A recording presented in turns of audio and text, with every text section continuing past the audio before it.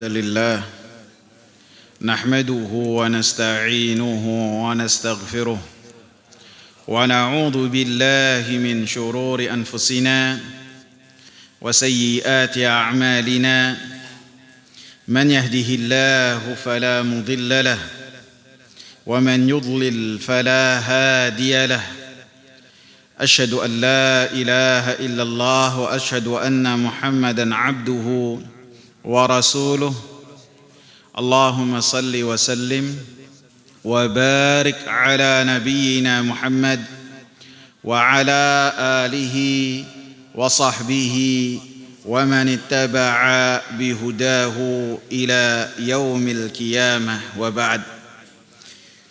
Hadirin jamaah sekalian yang saya muliakan, masih dalam hadis yang pertama dalam kitab Jami' dari kitab Bulughul Maram, di hadis haqqul muslim 'alal muslim sit, hak muslim atas muslim yang lainnya 6. Idza laqitahu fasallim alaihi, apabila engkau berjumpa dengannya, fasallim alaihi, maka tebarkanlah salam kepadanya.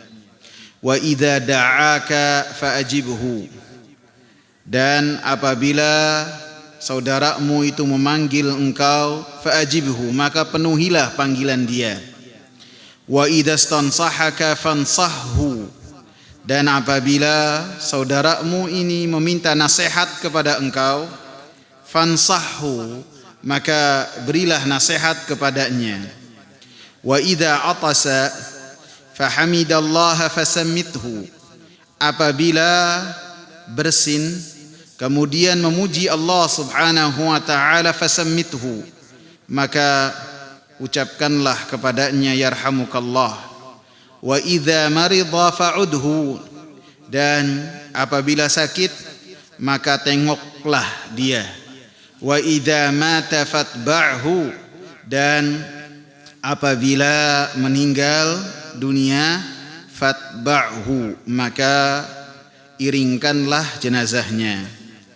Di dalam hadis ini 3 yang pertama, apabila berjumpa mengucapkan salam, apabila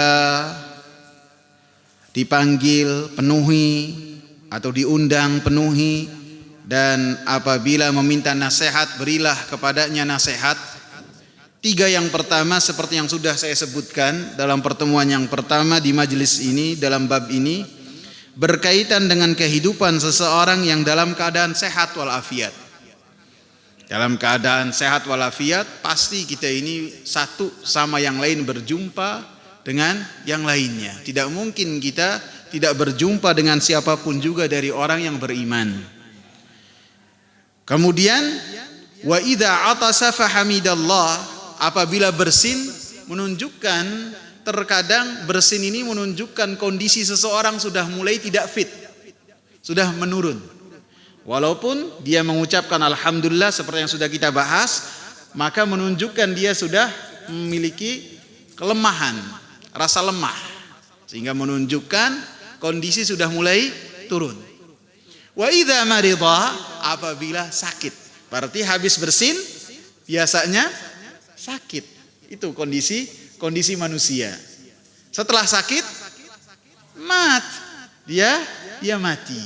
Dan semuanya ada hak-hak muslim yang harus diperhatikan. Dan hadis ini tidak hanya untuk muslim saja, akan tetapi untuk muslimah juga. Karena innaman nisa'u syaqa'iqur rijal, sesungguhnya perempuan itu bagian dari lelaki. Apabila ada perintah untuk lelaki, maka masuk di dalamnya perintah juga untuk perempuan. Sehingga pembahasan ini semuanya mencakup laki-laki dan perempuan. Di dalam hadis ini, wa idza marida fa'udhu, apabila sakit maka hendaklah tengok saudaramu, dan menengok orang yang sakit ini memiliki ganjaran yang besar, bahkan termasuk amalan-amalan yang memiliki ganjaran yang sangat besar di sisi Allah Subhanahu wa taala. Yang pertama, karena hal tersebut dikategorikan oleh Nabi sallallahu alaihi wasallam sebagai hak muslim atas muslim yang lainnya. Sehingga kita harus memperhatikan hal-hal tersebut. Yang kedua, Rasulullah sallallahu alaihi wasallam dalam hadis lain menyatakan, at'imut ta'ama wa'udul marida wa fukkul 'ani. Kalian berilah makan dan tengoklah orang-orang yang sakit, wa fukkul 'ani, dan bebaskanlah orang-orang yang dalam keadaan kesusahan, baik karena terjerat utang ataupun karena termasuk dari tawanan. Dalam hadis ini Rasulullah sallallahu alaihi wasallam perintahkan dengan sangat jelas sekali supaya orang-orang yang beriman menjenguk orang sakit. Keutamaan yang ketiga, Rasulullah sallallahu alaihi wasallam mengatakan dalam hadis yang dikeluarkan oleh Imam Tirmidzi, Rasulullah mengatakan, man 'ada maridan, siapa yang menjenguk orang sakit, au zara akhun lahu fillah, ataupun dia mengunjungi saudaranya, saudara seiman, nadahu munadin, atau mengunjungi saudaranya, baik saudara kandungnya ataupun saudara seiman, fillah, karena Allah Subhanahu wa taala. Nadahu munadin, maka ada penyeru yang berseru, antibda, engkau telah berbuat baik, wa taba mamsyaka, dan langkah-langkah engkau adalah langkah-langkah yang penuh kebaikan. Wa tabawwa'ta minal jannati manzila, dan engkau dipersiapkan oleh Allah Subhanahu wa taala tempat di surga. Dengan amalan apa? Menjenguk orang sakit. Langkah-langkahnya dikategorikan sebagai langkah-langkah penuh kebaikan. Sehingga Rasulullah, Abu Bakar, mereka terkadang ketika menjenguk orang sakit dengan cara berjalan kaki, seperti yang disebutkan dalam hadis Jabir radhiyallahu anhuma, Jabir bin Abdullah radhiyallahu anhuma. Sehingga para ulama sebagian menganjurkan apabila seorang menjenguk orang sakit dianjurkan untuk jalan kaki, tentu apabila jaraknya itu masih masuk akal. Apabila mungkin cuma beda gang, beda RT atau beberapa rumah, jadi ketika ke tempat yang dijenguknya itu berjalan kaki, selain hemat bahan bakar, itu memiliki keutamaan yang besar. Setiap langkahnya dikategorikan sebagai langkah-langkah dalam kebaikan. Udah berapa keutamaan? 3 ya? 3. Banyak nih keutamaannya. Keutamaan berikutnya,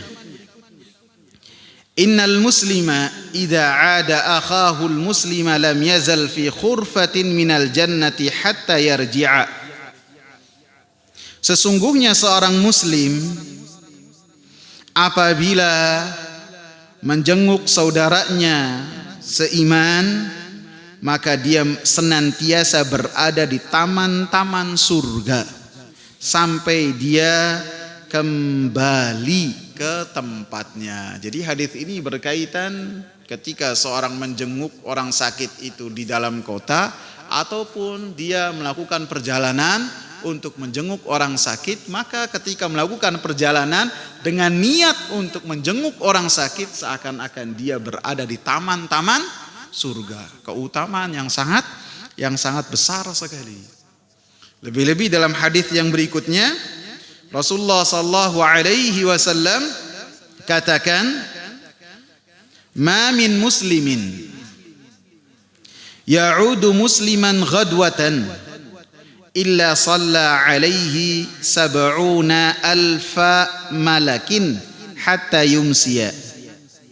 Tidaklah seorang muslim dia menengok ataupun menjenguk muslim yang lainnya dalam keadaan sakit ghadwatan, di pagi hari, maka 70.000 malaikat akan mendoakan kebaikan untuk orang yang menjenguk ini.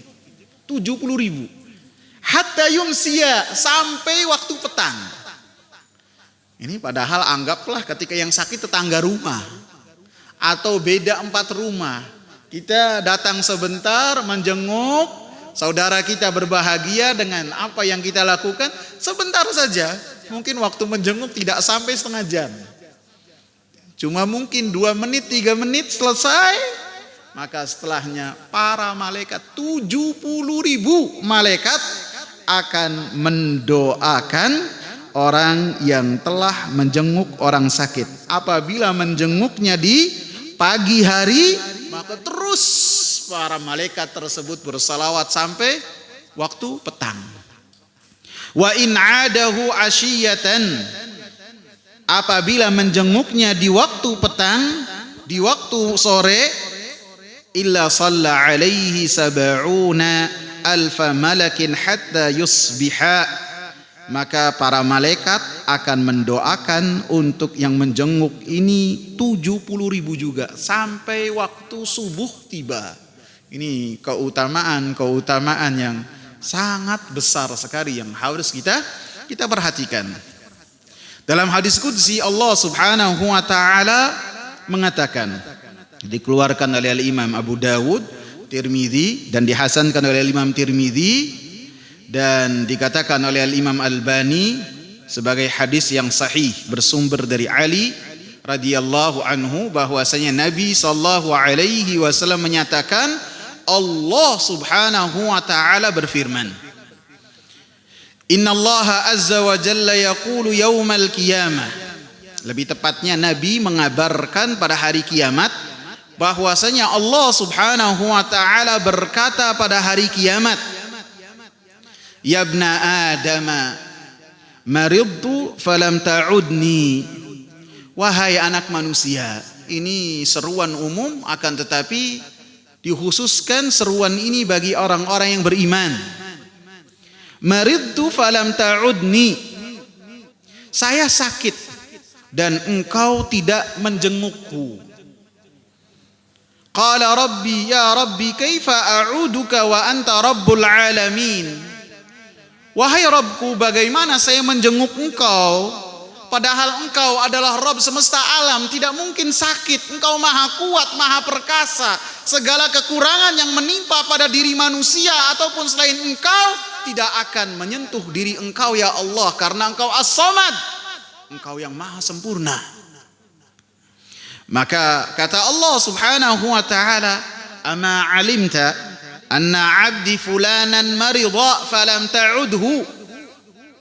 Apakah engkau tidak tahu, kata Allah, bahwasanya hambaku si fulan sakit, falam ta'udhu, engkau tidak menengoknya. Ditegur oleh Allah Subhanahu wa ta'ala orang-orang yang tidak menengok.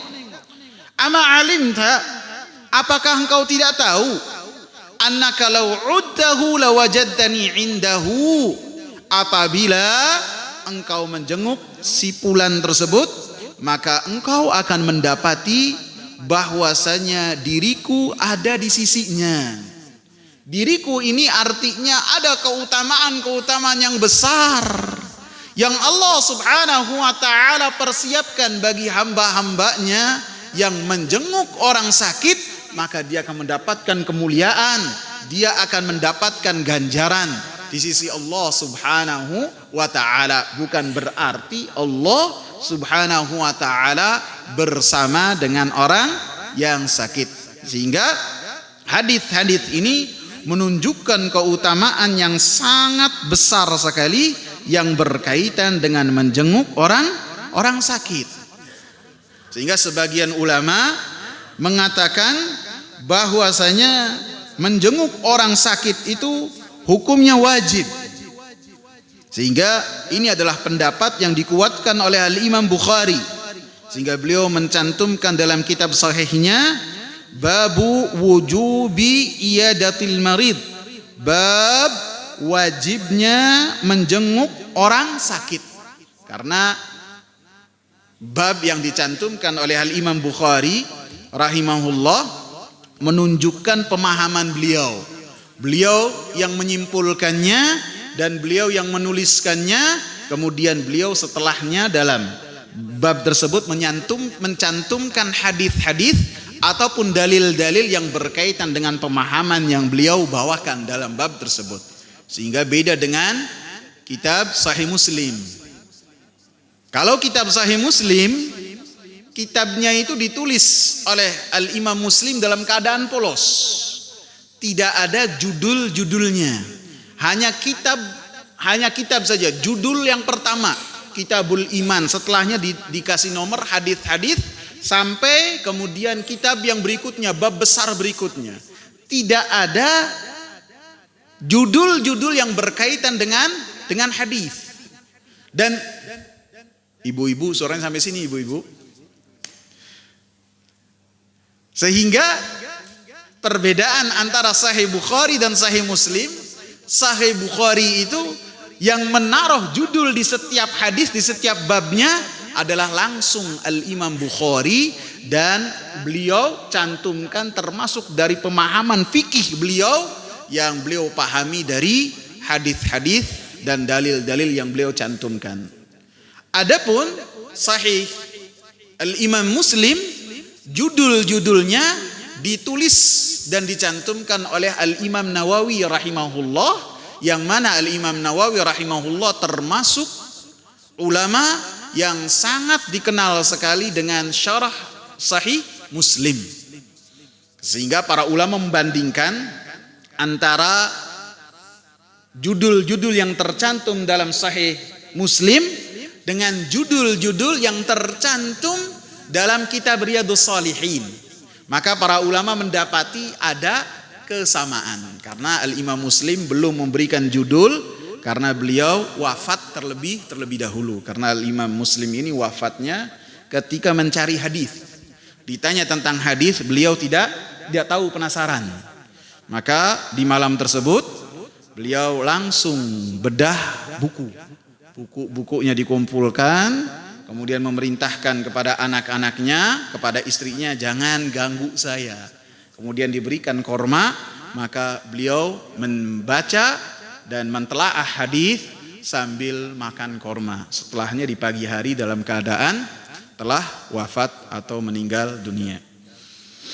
Tambahan ya, bermanfaat nggak ikhwan? Sampai mana tadi? Ana lupa. Sampai hukumnya wajib. Sebagian ulama mengatakan hukumnya wajib menengok orang sakit. Dan ini pendapat yang dikuatkan oleh Al-Imam Bukhari.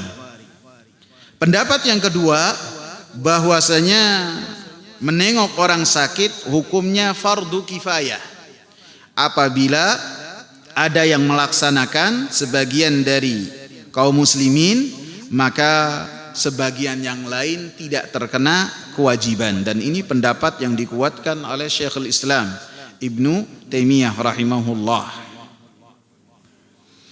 Pendapat yang ketiga, ini adalah pendapatnya jumhur, dan ini yang saya kuatkan.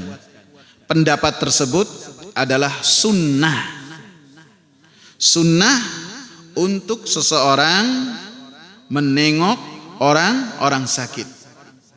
Karena dalam hadis-hadis dan hadis-hadis di dalamnya ada anjuran yang sangat kuat untuk seseorang menengok orang sakit. Dan Nabi SAW juga tidak semua orang sakit, maka Nabi SAW menengoknya tidak. Akan tetapi orang-orang yang memiliki relasi khusus dengan Nabi sallallahu alaihi wasallam, maka apabila Nabi sallallahu alaihi wasallam tidak mendapatinya, maka Nabi sallallahu alaihi wasallam mencari kabar tentangnya, dan kemudian apabila didapati orang tersebut sakit, maka Nabi sallallahu alaihi wasallam menengoknya. Akan tetapi pendapat ini yang mengatakan hukumnya sunnah, bisa hukumnya itu berubah menjadi hukum yang wajib apabila yang sakit itu adalah orang-orang yang masih memiliki kekerabatan, zawil arham, orang-orang yang memiliki kekerabatan. Seperti menjenguk ayah, tentunya hukumnya wajib, karena ini termasuk berbakti kepada kedua orang tua yang telah diperintahkan oleh Allah Subhanahu wa taala.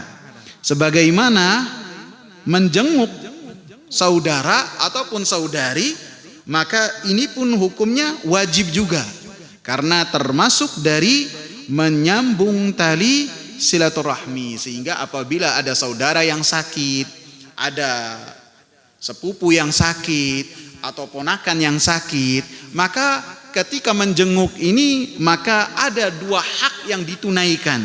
Yang pertama hak kekerabatan, hak menjalin tali silaturahmi. Yang kedua hak pertemanan, apabila dekat dengan kita, tidak rumahnya berjauhan, tidak beda kota. Dan yang kedua tentu hak Islam, hak muslim dengan muslim yang lainnya. Sehingga ini menjadikan pendapat yang kuat menurut saya adalah pendapat jumhur, yang secara umum hukumnya sunnah, akan tetapi apabila memiliki kekerabatan dan wajib untuk melakukan silaturahmi, maka menjadi hukum yang wajib.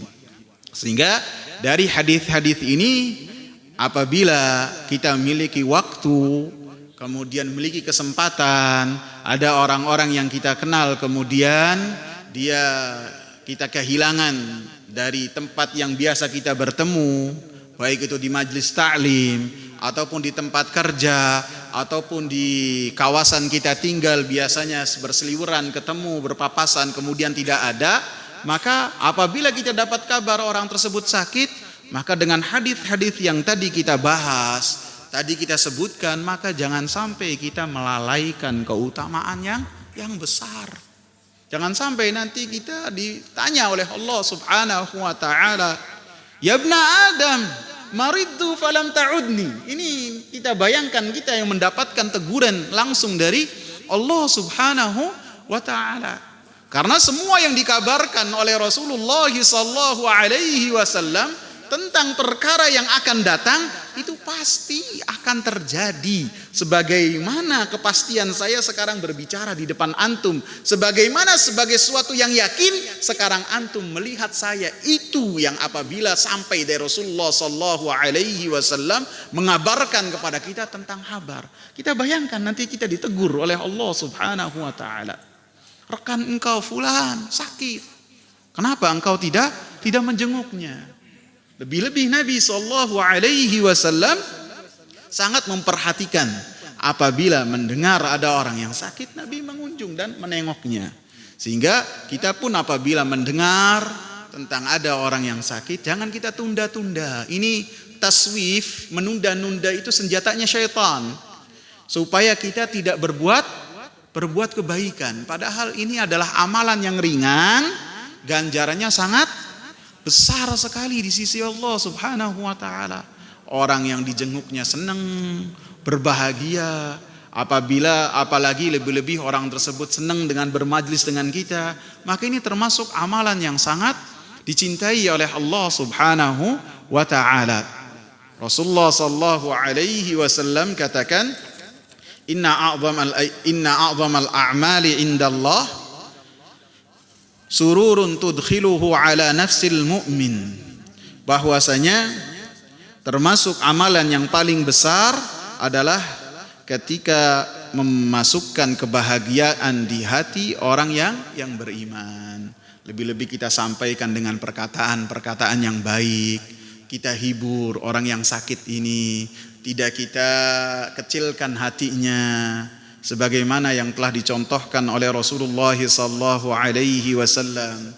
Rasulullah sallallahu alaihi wasallam suatu ketika kehilangan tentang seseorang. Rasulullah bertanya, kemudian Rasulullah diberi kabar si fulan sakit, dijenguk oleh Rasulullah. Begitu sampai ke tempat orang tersebut dalam keadaan yang sangat payah sekali. Begitu dalam keadaan sangat payah, Rasulullah sallallahu alaihi wasallam mengatakan, "Malak, ada apa dengan engkau? Ka'annaka da'awtallaha bi syai'. Jangan-jangan engkau ini menantang Allah. Jangan-jangan engkau ini berdoa dengan sesuatu yang beda dengan yang lainnya." Bisa jadi hal ini diketahui oleh Rasulullah melalui wahyu, karena ini hal yang gaib. Apa yang didoakan oleh seorang ini perkara yang gaib. Kata orang ini, "Benar ya Rasulullah, saya telah berdoa dengan sesuatu." Apa doanya? "Ya Allah, apabila saya berdosa, hukumannya di dunia saja, jangan di akhirat." Hukumannya di mana? Di dunia. Ini nantang nih. Ini memberanikan diri untuk menyegerakan minta azab. Kata Rasulullah, subhanallah ya. Ini subhanallah ini disebutkan oleh Rasulullah yang berkaitan dengan apa? Perkara-perkara yang besar. Yang Rasulullah ini kider mendengarnya. Ada orang yang berani. Subhanallah. Subhanallah. Innaka la tutiku dzalik. Ente enggak bakalan mampu. Enggak bakalan mampu. Kalau doa yang baik, yang benar. Apa doanya diajarkan oleh Rasulullah? Apa doanya? Ini doanya kita sudah hafal semua. Allahumma atina fid dunya hasanah wa fil akhirati hasanah wa qina adzabannar. Ya Allah, berilah kepada kami ini kebaikan. Semua kebaikan. Jangan nantang azab. Jangan kita berharap untuk mendapatkan kesusahan, jangan. Kata Allah, kata Rasulullah, wasallallahu al-afiyah. Kalian minta kepada Allah kesehatan, keselamatan. Dosa-dosa yang kita lakukan baik sengaja tidak sengaja diampuni oleh Allah Subhanahu wa taala. Kita bermunajat kepada Allah, jangan dihisabnya sekarang. Kata Rasulullah, fa innaka la tutiku dzalik. Itu perhati bagaimana ditunjukkan oleh Rasulullah bahwasanya Rasulullah sallallahu alaihi wasallam senantiasa memanfaatkan setiap waktunya untuk mendapatkan kebaikan-kebaikan, di antaranya apa? Dengan menjenguk orang sakit. Dan ketika menjenguk diberikan nasihat. Bisa jadi yang sakit ini tidak tahu hukum-hukum yang berkaitan tentang sholat. Tidak semua yang sakit itu tahu hukum tentang tayamum. Kita kasih tahu tentang tayamum, hukumnya bagaimana.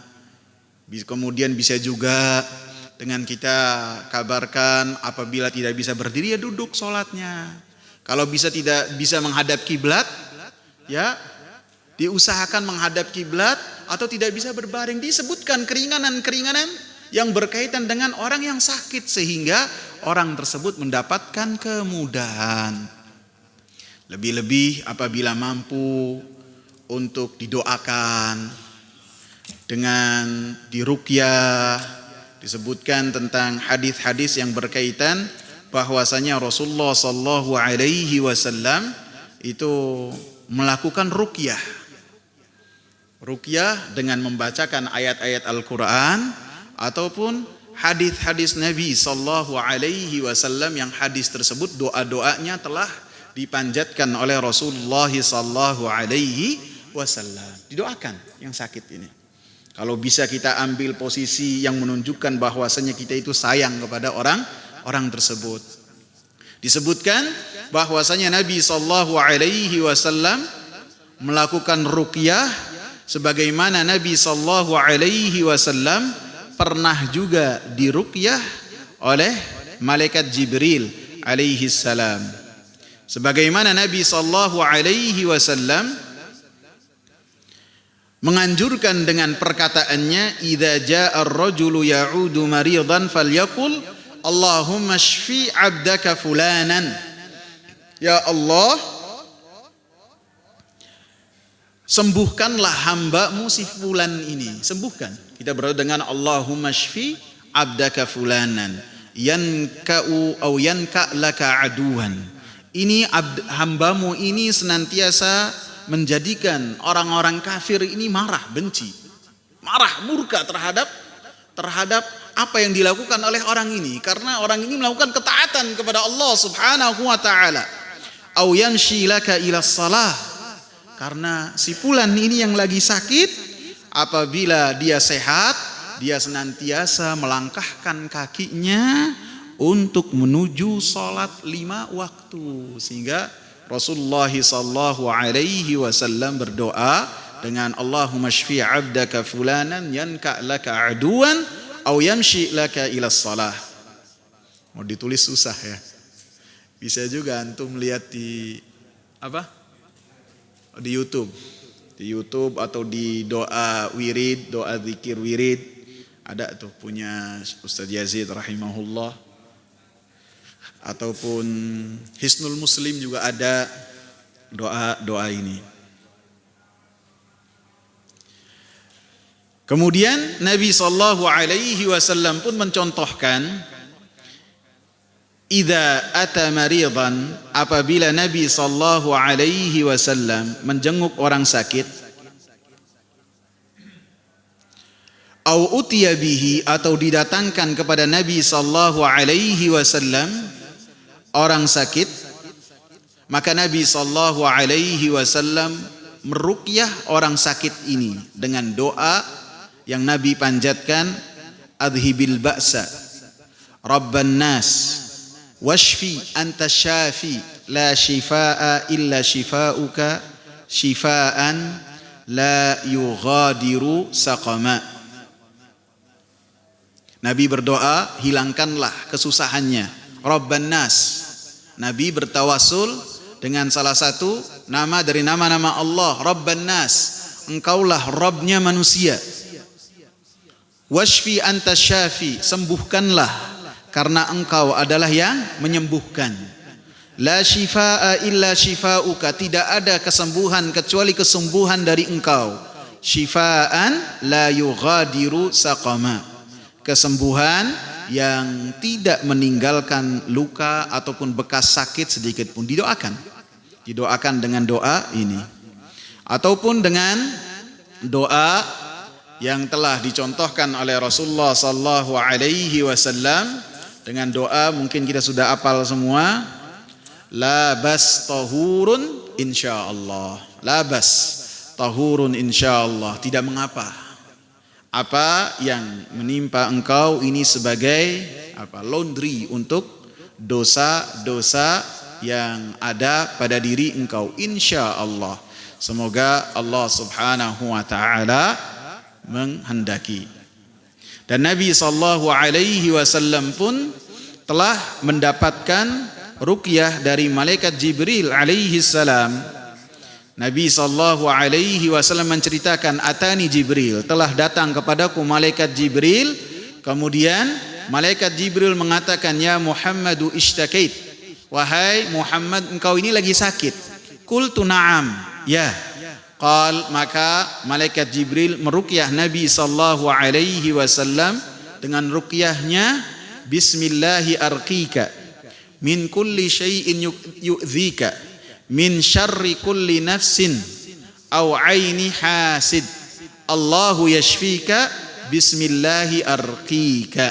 Maka ini yang didoakan oleh malaikat Jibril kepada Nabi sallallahu alaihi wasallam, dengan nama Allah saya meruqyah engkau. Kemudian dari segala sesuatu yang mengganggu engkau, ini ruqyah baik yang sakit ataupun yang kena sihir. Min syarri kulli nafsin, dari kejelekan semua jiwa-jiwa yang hasad. Au aini hasid, atau mata yang dengki. Allahu yashfika, semoga Allah Subhanahu wa taala menyembuhkanmu. Bismillahi arqika, dengan nama Allah saya meruqyah engkau. Sehingga ini pun telah dilakukan oleh malaikat Jibril kepada Nabi sallallahu alaihi wasallam. Udah berapa ruqyahnya? Kemudian dalam hadis yang lain yang berkaitan dengan ruqyah juga, udah berapa ikhwan? 1, 2, 3, 4, sekarang kelima ya. Nabi mengatakan, man ada maridan, siapa yang menjenguk orang sakit, lam yahdur ajaluh, yang belum datang ajalnya, faqala indahu sab'a mirar, dan dia mendoakan kepada orang sakit ini 7 kali dengan doa, as'alullahal azim rabbal arsyil azim an yashfiyaka, saya meminta kepada Allah subhanahu wa ta'ala yang maha besar, yang memiliki arsy yang sangat besar, supaya Allah subhanahu wa ta'ala menyembuhkanmu. Maka kata Nabi, illa afahullahu min dhalikal marad, kecuali Allah subhanahu wa ta'ala sembuhkan orang tersebut dari sakit yang dideritanya. Sebagaimana Nabi sallallahu alaihi wasallam pun ketika menjenguk orang sakit terkadang membacakan kepadanya surat An-Nas, surat Al-Falaq dan surat Al-Ikhlas, kemudian ditiupkan kepada orang yang sakit. Ini yang berkaitan dengan ruqyah. Maka apabila seorang yang dia itu kemudian datang kemudian meruqyah, maka apabila dia bisa melakukannya, dia doakan, walaupun yang sangat mudah, la bastahur insyaallah. Apalagi orang yang datang ini dikenal dengan kesalehannya, maka jangan sampai si sakit ini yang meminta kepadanya, tolong dong ruqyah saya. Jangan. Supaya orang yang menjenguk ini supaya jeli. Kenapa? Jangan. Kenapa?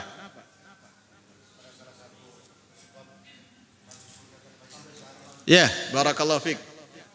Karena termasuk orang yang masuk surga 70.000 tanpa azab dan tanpa hisab.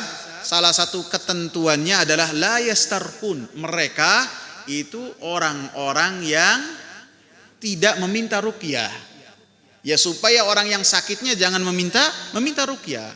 Adapun keluarganya yang mendampinginya apabila meminta ruqyah, maka ini tidak mengapa. Tidak termasuk dari larangan ataupun apa yang disebutkan 70.000 yang disebutkan oleh Nabi sallallahu alaihi wasallam.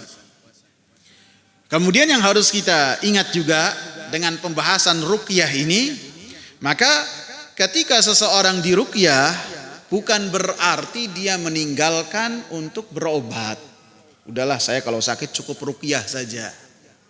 Walaupun ini boleh, akan tetapi Nabi sallallahu alaihi wasallam menunjukkan dalam perkataan-perkataannya, dan para sahabat ridwanullahi alaihim pun dan para ulama pun ketika mereka sakit mereka berobat.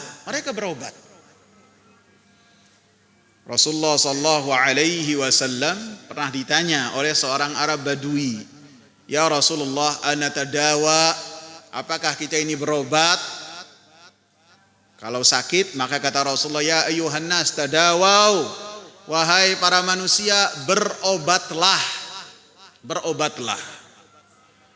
Fa innallaha ma anzala da'an illa anzala lahu shifaan." Sesungguhnya Allah subhanahu wa ta'ala tidaklah menurunkan satu penyakit kecuali Allah subhanahu wa ta'ala turunkan penawarnya juga. Alimahu man alimahu wa jahilahu man jahilahu. Ada orang yang tahu, ada yang tidak tahu, sehingga menunjukkan kita diperintahkan untuk berobat. Dan mungkin ruqyah yang tadi tertinggal ini, ruqyah dengan membaca surat Al-Fatihah kali ya. Belum disebut tadi.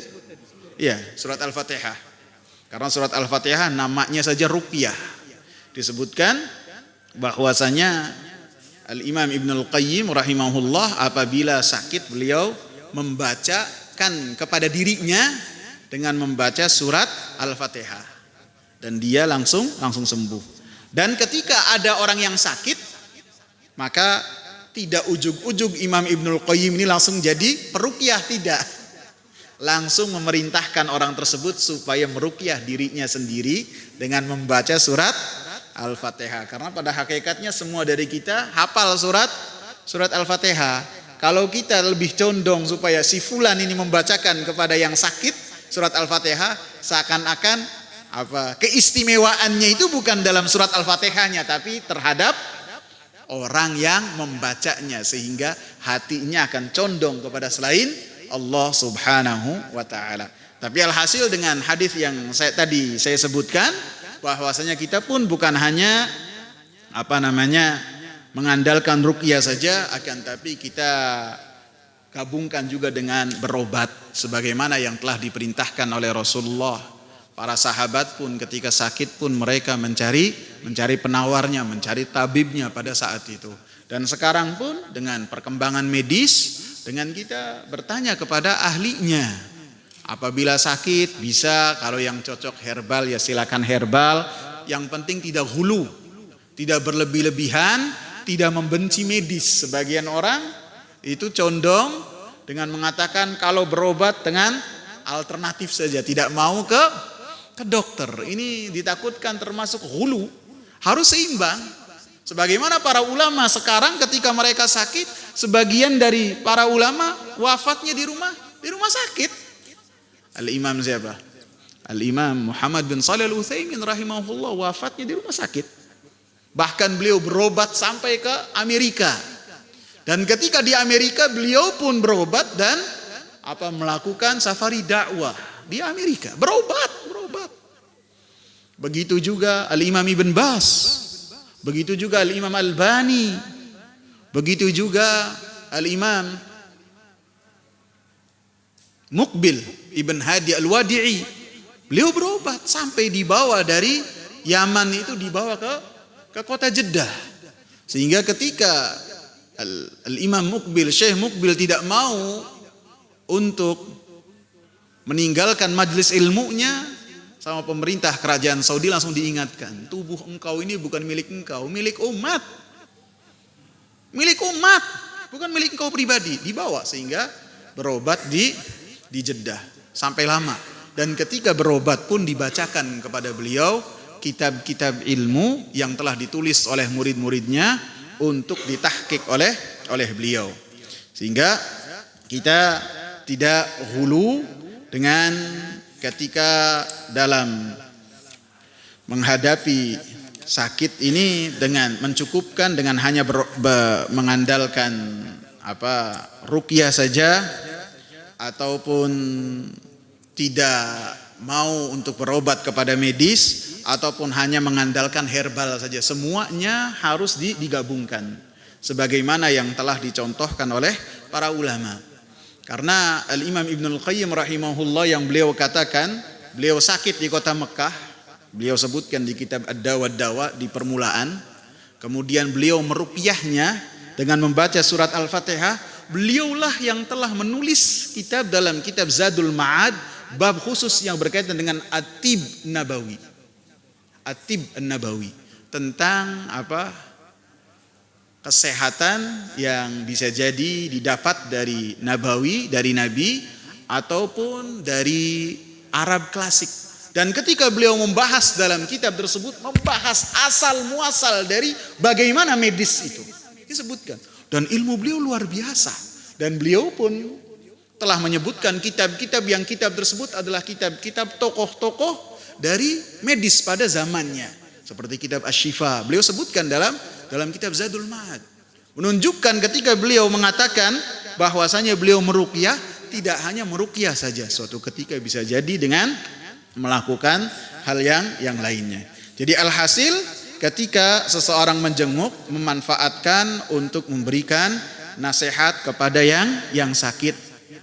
Bisa juga dengan mendoakan, bisa juga dengan menjelaskan kepada yang sakit tentang hukum-hukum, ataupun dengan cara juga menanyakan keadaannya langsung kepada si sakit. Bagaimana, apa yang dirasa, ditanyakan. Dan ini sunnah yang telah dicontohkan oleh Rasulullah sallallahu alaihi wasallam. Rasulullah sallallahu alaihi wasallam ketika menjenguk salah seorang dari sahabatnya, maka Nabi mengatakan apa? Kaifa tajiduk? Bagaimana engkau mendapati diri engkau? Kaifa tajiduk? Maka yang sakit mengatakan, wallahi ya Rasulullah, wallahi demi Allah ya Rasulullah, inni arjullaha wa inni akhafu dhunubi. Sesungguhnya saya ini dalam keadaan berharap kepada Allah dan dalam keadaan takut terhadap dosa-dosa saya. Jadi dua hal yang ditonjolkan oleh sahabat ini. Yang pertama, berharap kepada Allah supaya mendapatkan rahmatnya, dan yang kedua takut terhadap dosa-dosa yang telah dia lakukan. Maka kata Rasulullah sallallahu alaihi wasallam, la yajtami'ani fi qalbi 'abdin fi mithli hadzal mautin illa a'tahu Allahu ma yarju wa amanahu mimma yakhaf. Tidaklah dua hal ini tergabung di dalam hati seorang hamba dalam keadaan demikian, dalam keadaan sakit. Dia berharap kepada Allah, dia takut terhadap dosa-dosanya, kecuali a'tahullahu ma yarju. Allah subhanahu wa ta'ala berikan kepadanya apa yang dia harapkan. Apa yang dia harapkan? Berharap rahmat Allah, Allah kasih. Berharap surga dari Allah, Allah kasih. Semuanya. Berharap kesembuhan, Allah subhanahu wa ta'ala kasih. Wa amanahu mimma yakhaf. Maka Allah subhanahu wa ta'ala akan memberikan kepadanya rasa aman dari apa-apa yang dia takutkan. Apa yang dia takutkan? Termasuk dosanya, Allah subhanahu wa ta'ala berikan ampunan. Sehingga dari hadis ini dianjurkan bagi orang yang sakit, ketika sakit tidaklah berkata kecuali dengan perkataan-perkataan yang baik, dengan memuji Allah subhanahu wa ta'ala, dengan dia husnudzon kepada Allah subhanahu wa ta'ala, sehingga itu semua pun akan dia mendapatkan apa yang dikatakan oleh Rasulullah sallallahu alaihi wasallam. Dan kepada orang yang sakit juga, orang yang menjenguk juga diingatkan untuk mengingatkan orang yang sakit dengan ganjaran orang-orang yang sakit. Jadi bukan hanya menanyakan tentang sakitnya, akan tapi mengingatkan apa yang tercantum dalam hadis-hadis yang sahih yang berkaitan dengan ganjaran orang-orang yang sakit. Disebutkan bahwasanya Nabi sallallahu alaihi wasallam mengatakan kepada orang yang dijenguk oleh Nabi sallallahu alaihi wasallam, Nabi mengatakan, absyiri ya Ummul Ala, bergembiralah wahai Ummu Ala, fa inna maradhal muslim yudhibu khatayahu kama tudhibun naru khubtha adz-dzahabi wal fiddah. Sesungguhnya sakitnya seorang muslim itu menghilangkan dosa-dosanya seperti api yang menghilangkan karatnya emas ataupun perak. Sehingga ini adalah untuk mengingatkan kepada orang-orang yang sakit, ketika sakit maka dosa-dosanya dihilangkan oleh Allah subhanahu wa ta'ala. Sehingga seperti yang disebutkan dalam ruqyah ataupun doa bagi orang yang sakit, labas tahur insyaallah, tidak mengapa, itu adalah suatu kesembuhan. Sehingga Nabi sallallahu alaihi wasallam banyak yang telah dicontohkan oleh Nabi yang berkaitan dengan menjenguk orang sakit. Bahkan Nabi sallallahu alaihi wasallam terkadang sampai menjenguk anak kecil. Ada anak kecil yang sakit, maka Nabi sallallahu alaihi wasallam pun menjenguknya. Bahkan Nabi sallallahu alaihi wasallam pun terkadang menjenguk orang kafir. Bahkan yang kafir itu adalah anak kecil. Sehingga para ulama mengatakan dibolehkan untuk seseorang menjenguk orang kafir ketika sakit, lebih-lebih apabila ada maslahat yang besar, seperti dalam rangka dia mendakwahinya, ataupun dalam rangka supaya dia mengetahui bahwasanya menjenguk orang sakit itu disyariatkan dalam Islam, ataupun supaya dalam rangka lebih dekat lagi terhadap orang tersebut, bisa jadi itu rekan kerja, bisa juga tetangga yang mana orang tersebut kafir, maka ketika sakit bisa dijenguk. Contohnya apa? Anak Yahudi yang dijenguk oleh Nabi sallallahu alaihi wasallam. Yang kedua contohnya siapa? Yang sangat terkenal sekali.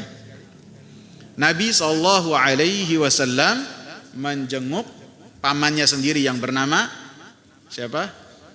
Abu Talib. Abu Talib ketika sakit dengan sakit yang sangat keras, Nabi sallallahu alaihi wasallam menjenguknya, sehingga itu menunjukkan bolehnya kita menjenguk orang kafir. Begitu juga akhwat, apabila ada relasi yang relasinya itu kafirah, maka apabila ingin menjenguknya ketika perempuan kafirah ini sakit, boleh untuk menjenguknya. Wallahu taala a'lam. Silakan kalau ada yang ditanyakan. Apa? Takziah, insya Allah ada pembahasannya nanti. Ini kan masih sakit pembahasannya. Setelah sakit meninggal. Ya, silakan.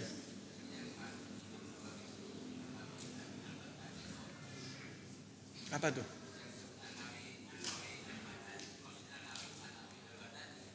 Bukan, Al-Imam Nawawi penulis kitab Riyadhus Shalihin.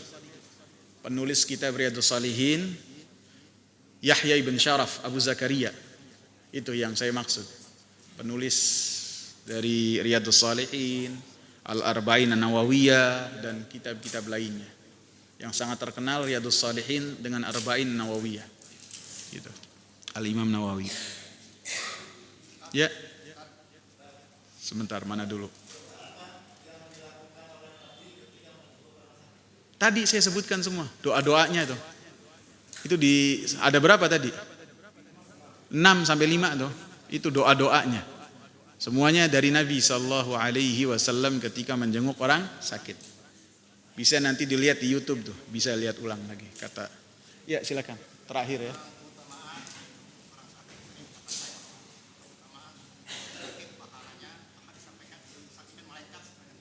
Manakala kita tidak sempat menjenguk, hanya mengucapkan melalui PA saja, karena sebagian besar kan banyak tuh menyampaikan ucapan doa, tapi melalui PA tidak menjenguk langsung.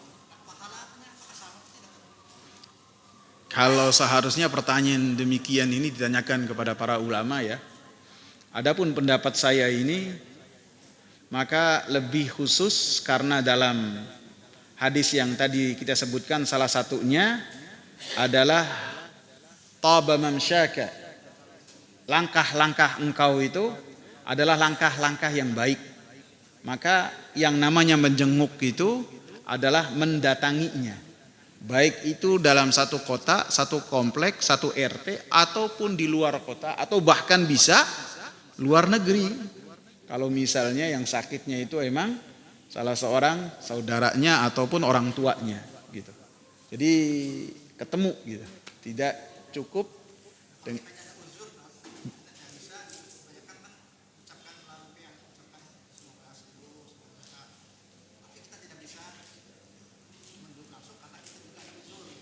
ya, tadi saya sebutkan hukumnya sunnah, kecuali apabila yang sakit ini memiliki hubungan yang lebih, seperti kekerabatan, seperti orang tua, seperti anak, ataupun apabila kita tidak mendatangi dan menjenguknya dikategorikan sebagai memutus tali silaturahmi, maka itu hukumnya wajib. Adapun di luar dari itu maka hukumnya sunnah. Kalaupun kita tidak bisa mendatanginya, maka mungkin kita terlewatkan dari ganjaran-ganjaran yang sangat besar yang tadi kita sebutkan. Gitu, Pak. Cukup ya. Semoga bermanfaat. Subhanakallahumma bihamdika asyhadu an la ilaha illa anta astaghfiruka wa atubu ilaik. Assalamu alaikum warahmatullahi wabarakatuh.